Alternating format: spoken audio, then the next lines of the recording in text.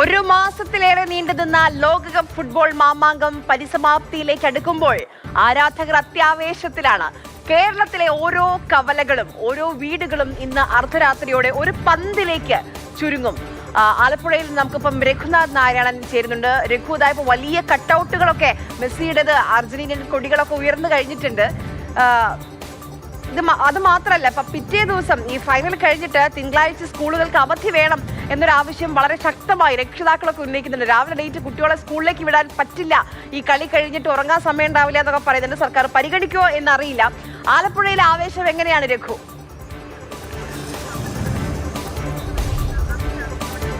അരെ, 2 ആഴ്ച മുമ്പ് നമ്മൾ ഈ സ്ഥലത്ത് വന്നിരുന്നു. മെസ്സിയുടെയും ഒപ്പം തന്നെ തൊട്ടു പുറകിലുള്ള റൊണാൾഡോയുടെയും കട്ടൗട്ട് എടുക്കാൻ വേണ്ടിയായിരുന്നു. അപ്പോൾ അന്ന് വളരെ ശക്തമായ ഒരു കാറ്റടിക്കുകയും ഈ മെസ്സിയുടെ ഫ്ലെക്സ് ഒന്ന് തകരുകയും ചെയ്തു. അപ്പോൾ അവരുടെ ഒരു വിഷമം, ഇവരൊക്കെയാണ് ഈ ഫ്ലെക്സ് വെച്ച ആളുകൾ, എൻ്റെ നാട്ടുകാരാണ്, സുഹൃത്തുക്കളൊക്കെ ഉണ്ട് ഈ കൂട്ടത്തിൽ. അപ്പോൾ അവരാണ് ആ ഫ്ലെക്സ് വെച്ചത്. ഏകദേശം ഒരു 1 ലക്ഷം രൂപയ്ക്ക് മുകളിൽ അവർക്ക് ചിലവായിട്ടുണ്ട് 2 തവണയായിട്ട് ഈ വലിയ കട്ടൗട്ട് വെക്കാൻ വേണ്ടി. നമുക്ക് കാണാവുന്നത് കുട്ടനാട്ടിലെ ഒരു വലിയ പാടശേഖരം ആണ്. ആ പാടശേഖരത്തിൻ്റെ നടുക്കാണ് ഈ ഫ്ലെക്സ് ഉള്ളത്. അപ്പോൾ ഈ കാറ്റൊക്കെ അടിക്കുമ്പോൾ വീഴാനുള്ള സാധ്യത കൂടുതലാണ്. പക്ഷേ വലിയ പടമൊക്കെ ഉപയോഗിച്ച് അവർ പരമാവധി അത് താഴെ വീഴാതിരിക്കാനൊക്കെയുള്ള ഒരു ശ്രമങ്ങളൊക്കെ നടത്തി. പക്ഷേ ഒരു കാറ്റത്ത് വീണുപോയി. പക്ഷേ അവർ വീണ്ടും ഉയർത്തി. ഇതാണ് ഇവിടുത്തെ മെസ്സി പട എന്ന് പറയുന്നത്. അവർ അന്ന് തന്നെ പറഞ്ഞിരുന്നു അവർ വലിയ ഫ്ലെക്സൊക്കെ വെക്കും, പക്ഷേ മത്സരം ജയിക്കുന്നത് ഞങ്ങളായിരിക്കും എന്നാണ് നിങ്ങൾ അന്ന് പറഞ്ഞത്. അതെ, തീർച്ചയായിട്ടും അന്ന് പറഞ്ഞത് തന്നെ ആണ് ഇപ്പോഴും ആവർത്തിക്കുന്നത്. തീർച്ചയായിട്ടും ഞങ്ങൾ തന്നെ ഇത് ജയിക്കും. അതൊരു ആരാധകൻ്റെ ആവേശമല്ല, സ്പെയിനിൻ്റെ ടിക്കിറ്റാക്ക തന്ത്രങ്ങൾ മുഴുവൻ നന്നായി അറിയാവുന്ന ഒരു വ്യക്തിയാണ് മെസ്സി. അതുകൊണ്ട് അതെല്ലാം ബ്രേക്ക് ചെയ്ത് എതിരില്ലാത്ത 3 ഗോളിൽ ഇന്ന് ഫൈനൽ ജയിച്ചിരിക്കും. എത്ര ഗോളിന് ജയിക്കും നിങ്ങൾ? ഞങ്ങൾ 3-0 ഞങ്ങൾ ജയിക്കും. ഒരു ഗോളും ഞങ്ങൾ അടുപ്പിക്കത്തില്ല. നിങ്ങളിതൊരു പെർമനന്റ് സെറ്റപ്പ് ആയിട്ട് വെക്കോ?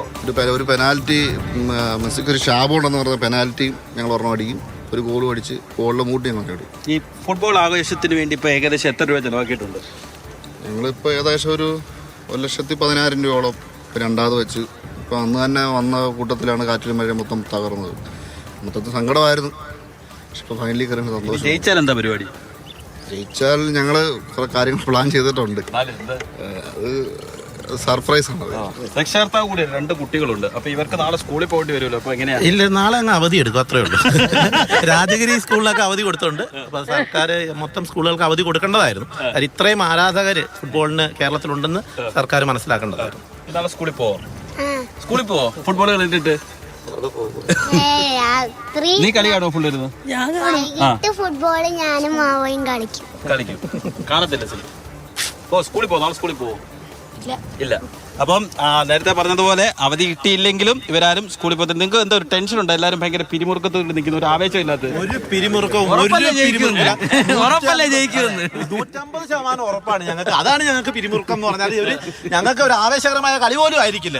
ഞങ്ങൾക്ക് സ്പെയിൻ ആയതുകൊണ്ട് തന്നെ ബാർസലോണയാണോ, സ്പെയിനേക്കാളും നന്നായി ടിക്ടോക്ക് നടത്തുന്നത് ബാർസലോണയുടെ മുത്താണ് മെസ്സി. മെസ്സിഹായ്ക്ക് വളരെ ഈസി ആയിട്ട് ഞങ്ങൾ ജയിക്കും. അതാണ് ഞങ്ങൾ എതിരാളികളെ അല്ല. ഒന്നിച്ചിരുന്നാണോ കാണുന്നത് അതോ? തീർച്ചയായിട്ടും ഇവിടെ ഞങ്ങൾ വലിയ സ്ക്രീൻ വെച്ച് തന്നെയാണ് കാണുന്നത്. അതെല്ലാവരും അതിമനോഹരമായിട്ട്. അല്ല, ഇതൊരു മെസ്സി മുക്ക് എന്നറിയപ്പെടുന്ന രീതിയിൽ ഇതിനെ വളർത്തിയെടുക്കലാണ് ഞങ്ങളുടെ ആഗ്രഹം. അടുത്ത വേൾഡ് കപ്പ് കൂടി മെസ്സി കളിക്കണം. അങ്ങനെ ഒരു കപ്പ് കൂടെ കിട്ടണം എന്നുള്ളതാണ്. റൊണാൾഡോയും അതിന്റെ ഒപ്പം പറയാലോ, റൊണാൾഡോയും അതിന്റെ ഒപ്പം കളിക്കണം എന്നുള്ളതാണ് ആഗ്രഹം. അതിന്റെ അണിയറകൾ ആദ്യം ഇവരെല്ലാം വലുത് വെച്ചതാ, ഇപ്പൊ ഞങ്ങൾ മാത്രമായിട്ട് അവശേഷിക്കും.